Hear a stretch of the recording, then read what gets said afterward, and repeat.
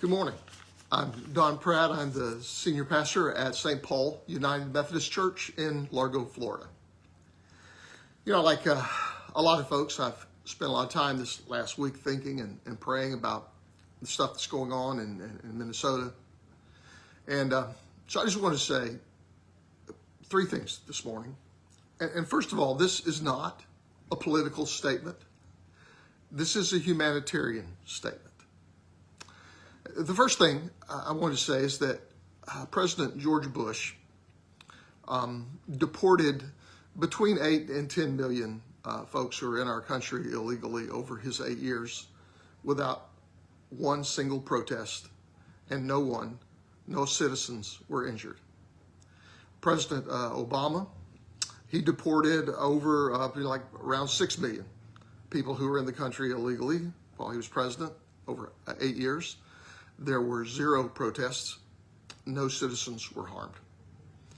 So regardless of your political background, I think we can look at this and admit that this way of doing things is a failure. It doesn't work. It is not best practices. So that alone, that's one thing. Two, you know, as a Christian, I'm a follower of Jesus Christ, the Prince of Peace. I owe him my allegiance above everything else. And so the one that I am committed to was a nonviolent rabbi who was murdered by the religious and political authorities.